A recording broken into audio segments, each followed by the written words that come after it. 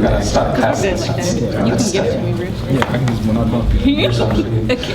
So you heard a lot from Stephanie. She's got a lot to say. We love Stephanie. She's the president of COGL, my sister. An awesome woman. Thank you, Stephanie, for being up here to share the story today. Angela and I don't know each other very well, but I appreciate her so much. About 2 years ago, I think it was, maybe 3, here at a COGL Summit, you came and shared about One Love Global. Yes. I was so impressed. I go, oh my goodness. That is the heart of Jesus, and that is an amazing woman. Yeah. I love what she's doing, and I've thought at that moment, that's all I could ever think when I think of Angela Waters Austin is, that's one amazing woman. She's doing the work of Jesus. So these two are friends, go figure, and they've got a story to share as well. So tell us how you guys met. Briefly. Go ahead. We met through the work of COGL. Thank you. Stephanie and I met through the work of COGL, and when COGL was doing interviews with marketplace leaders, and Tony Glasgow at LCC recommended me to do one of the interviews because at the time I was serving as a coordinator of a youth coalition it was a partnership between Ingham County and the city of Lansing. And I fell in love with Stephanie as soon as I met her, so. Well, ditto. Yeah. And then she tells me the name of her organization. I was like, Lord, she gets it. Yeah, so we had that first meeting. She gushed, I gushed, we praised God together, and then we've been running together ever since, really. That was in 2010?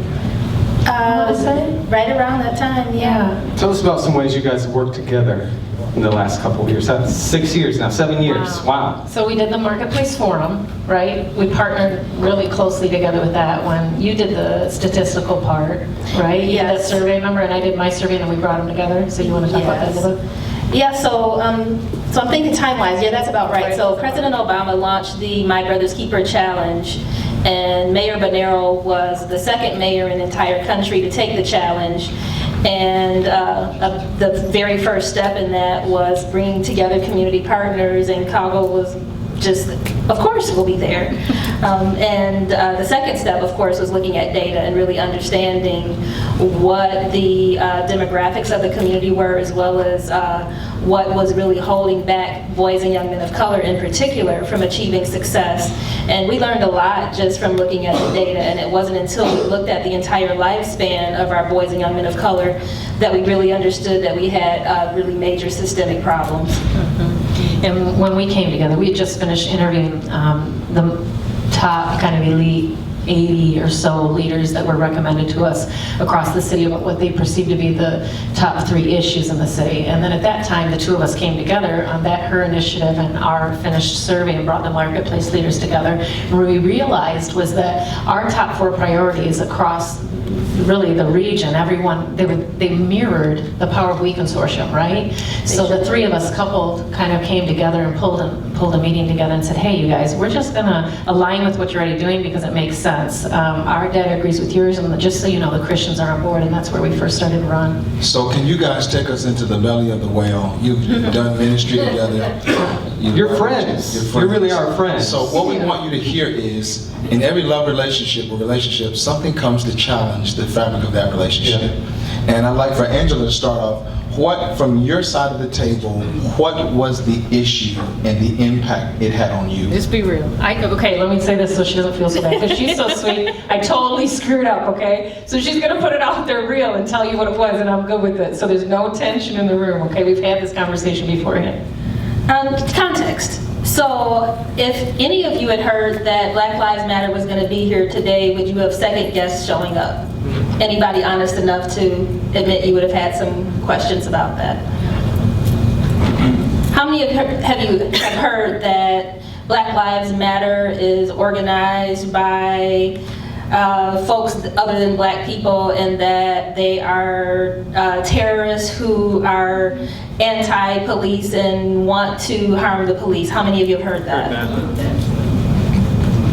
How many of you have you heard that loving engagement is one of the primary principles of Black Lives Matter?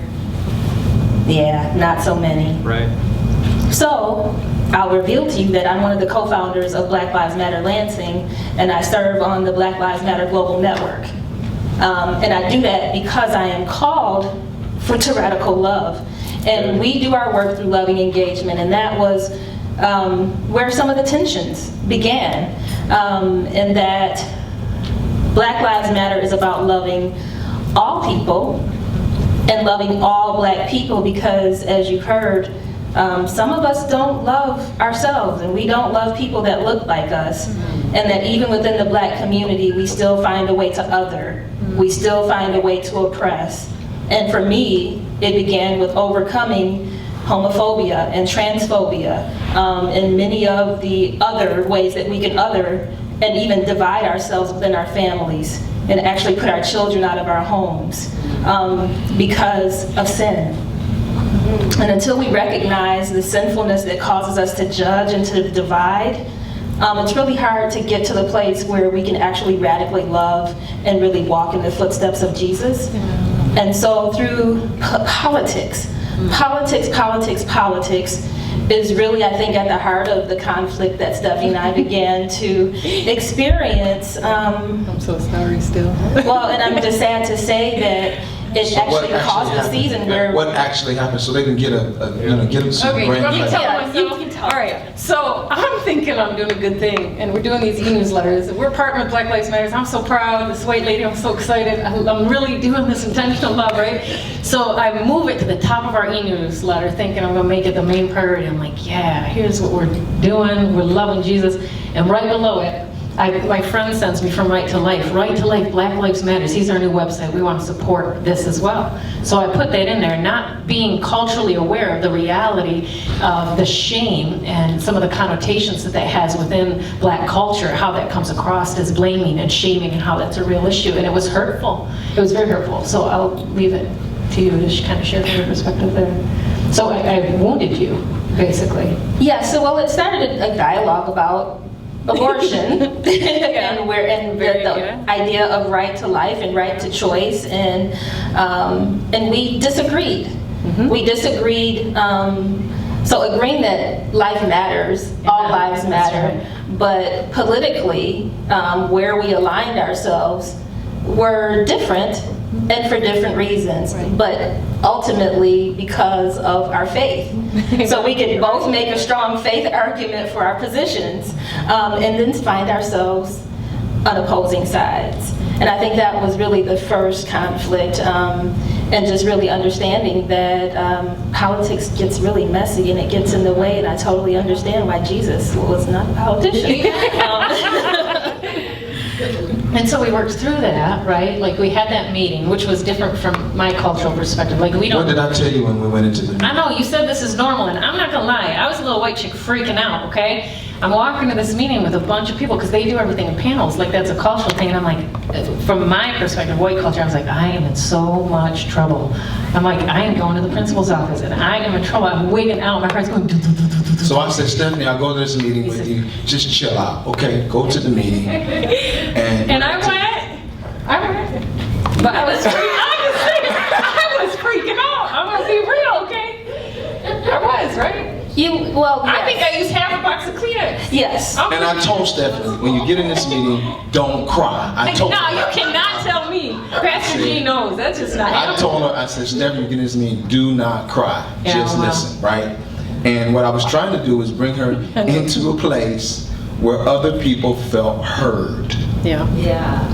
That's all I was trying to say, not to tell her to be different, Right. but I wanted the other side to feel like I've actually been heard.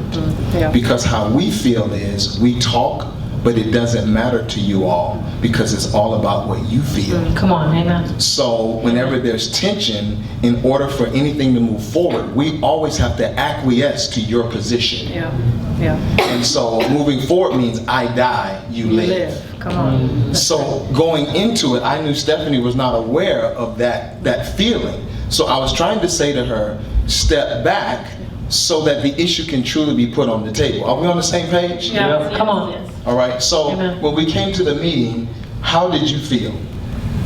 Actually, I felt like we were wrong, and that we had actually injured Stephanie, and that we still needed to kind of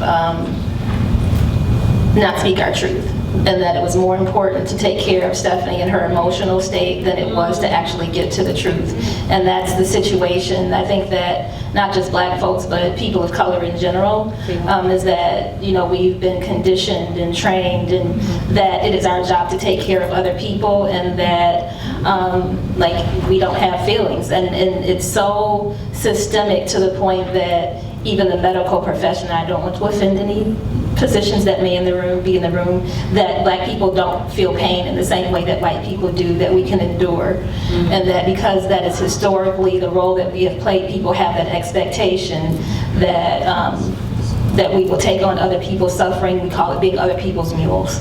And so that was actually the feeling in the room, is that even in this particular space where we had been harmed, we still felt like it was our job to take care of Stephanie and make sure that she was okay. And that's why I was trying to tell Stephanie, don't cry. Because I know that's how we feel. I know the media got us out here like we don't care about you all, that's a lie. You know what I'm saying? That's not true. We're very caring people. Yeah. But in that meeting, Yeah. she was hurt, Yeah. and our sister was hurt as well. Yeah. So what was the pathway moving forward? How did you guys start the process of reconciliation? Well, we first agreed to disagree on that issue initially, right? Because we were just on different political sides of the bent regarding life, and I think it's important to explain that, right? So we agreed that from the womb, life from the womb is important. And what Angela said back to me totally revolutionized my thinking, because I couldn't understand biblically how someone could vote like that until you shared your heart with me. So that was so helpful to me. Angela said, Stephanie, I'm not just talking about the womb. I'm talking about if you're gonna protect a baby in the womb, you better be there for the rest of the lives to help them out. Okay? So I was like, oh, yeah, I get it, right? So I'm having like this epiphany.